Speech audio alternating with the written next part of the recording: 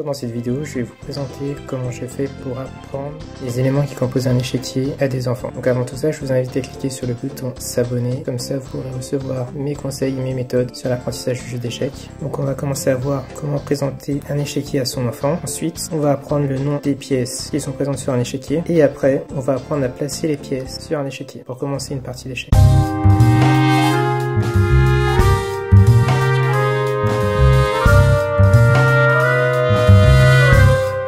Donc là, je vais utiliser le logiciel Chessbase 14 pour vous présenter la façon de présenter le cours, un cours d'échecs à son enfant.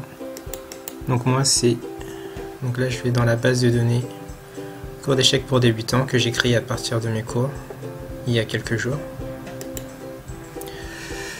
Donc on présente l'échiquier. Ce qui est bien, c'est de raconter une histoire. Donc moi, j'ai une histoire de base et après, en fonction de l'âge de l'enfant, je l'adapte. Donc je vais la lire. Bienvenue dans mon monde qui deviendra le vôtre. Dans ce monde, il y aura une lutte constante entre vous et votre adversaire. Il ne faudra pas s'arrêter aveuglément à ce qui a été établi. Il faudra explorer les profondeurs du jeu. Le champ de bataille où vous devriez affronter votre adversaire s'appelle l'échiquier. Il est composé de 64 cases, dont 32 cases noires et 32 cases blanches. Bon. Donc ensuite, quand vous avez présenté l'échiquier, adapter une histoire, vous pouvez utiliser la mienne et l'adapter en fonction de votre enfant. Si c'est un garçon, si c'est une fille, en fonction de l'âge aussi. Je pense que cette histoire-là, elle est plutôt valable pour les garçons. Pour les filles, essayez d'inventer une histoire de château ou quelque chose comme ça. Ça marche mieux, ça fonctionne mieux. Ensuite, quand votre enfant sait ce que c'est qu'un échiquier, combien il y a de cases, il faudra lui apprendre les noms des pièces. Donc moi je commence par les pièces qui sont les plus faciles à apprendre. Donc là c'est la première partie. Il y a le fou. Après vous pouvez lui dire que c'est une pièce qui a deux pieds et pas de main. Donc en bas on voit les deux pieds et là il n'y a pas de main. Ou sinon, vous pouvez dire que le fou cache ses mains. Ensuite, il y a le roi. C'est la pièce qui a une croix sur la tête. Donc en fait, elle a un chapeau sur la tête. En forme de croix. Donc là, on voit le chapeau. Donc c'est le roi. Ensuite, il y a la tour. C'est la pièce qui ressemble à un château. Donc quand on va penser à un château, on pense à la tour. Et après, vous pouvez faire un exercice et demander, par exemple ici, en rouge, quel est le nom de cette pièce, en jaune, quel est le nom de cette pièce, en vert, quel est le nom de cette pièce. Et ensuite, attendre. Donc là en rouge, comment s'appelle cette pièce? Et normalement votre enfant il va vous donner la réponse. Et si elle est pas bonne, c'est pas grave, on réexplique d'une autre façon. Et s'il trouve, on continue. Ensuite, en jaune, quel est le nom de cette pièce? Même principe. Et en vert, quel est le nom de cette pièce? Même principe. Et profitez aussi pour voir si il connaît les couleurs. Si votre enfant il est petit. Maintenant, s'il est grand, les couleurs c'est connu, donc normalement les couleurs c'est connu. Donc pas demander la couleur, mais aller plus vite. Ensuite, quand c'est maîtrisé, on va apprendre le nom des autres pièces. Donc là, j'ai enregistré la modification. Nom des autres pièces. Donc le pion, pour moi, aux échecs, c'est pas une pièce. C'est un autre élément. Ensuite, il y a la dame. C'est la pièce qui a des cheveux sur la tête. Donc ça on peut l'utiliser, cette explication là on peut vraiment l'utiliser quand l'enfant il est petit. Après comme j'ai dit, quand il est plus grand, on dit que c'est la dame. Et normalement l'enfant devra mémoriser. Parce que c'est pas très compliqué. Et ensuite il y a le cavalier. C'est la pièce qui ressemble à un cheval.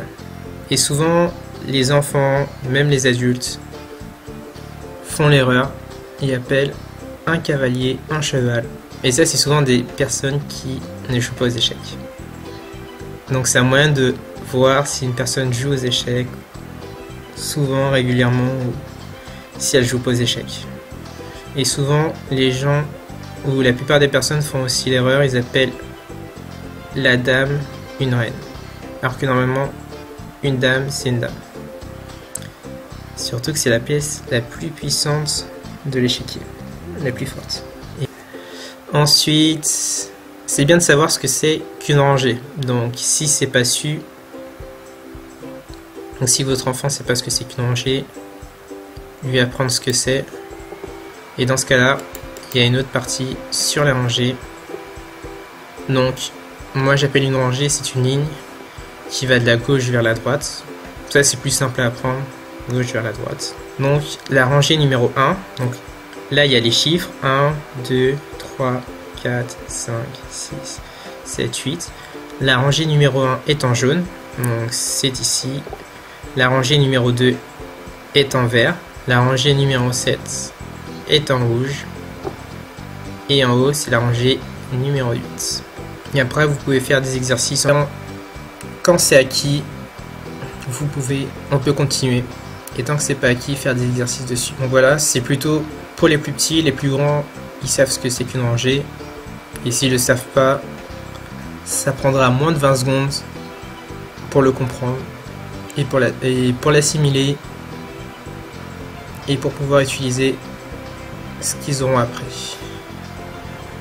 Ensuite, quand c'est su, on présente la position de départ. Donc, quand l'enfant est petit, je conseille de raconter une histoire pour expliquer la place des pièces et des pions sur l'échiquier. Quand il est plus grand, on peut expliquer directement la place des pièces et des pions. Et quand il est plus petit, on raconte une histoire. Et moi en général, je dis que les tours sont dans les coins parce qu'elles font des bêtises. Les cavaliers sont dans des écuries du château, donc elles sont à côté. Les fous s'en foutent des cavaliers, donc ils sont à côté des cavaliers. Donc les fous sont à côté des cavaliers. La dame, la dame blanche est toujours sur une case blanche. Et le roi il est à côté de la dame parce qu'ils sont mariés. Ils sont amoureux. Et les pions, ce sont les enfants et ils sont devant parce qu'ils sont courageux. En fait, les enfants ils sont plus courageux que les adultes. Ensuite, pour les noirs, c'est à peu près la même chose.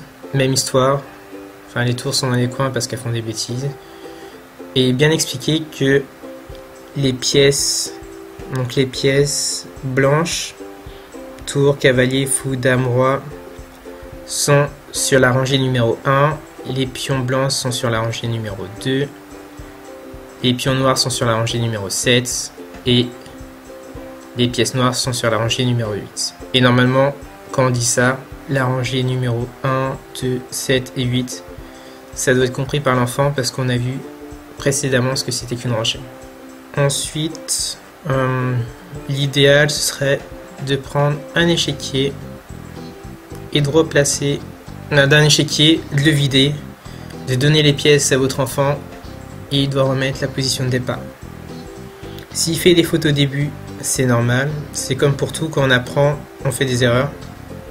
Donc au début c'est pas grave, il essaiera, l'idée c'est de lui expliquer ses erreurs, lui demander s'il s'est trompé ou pas.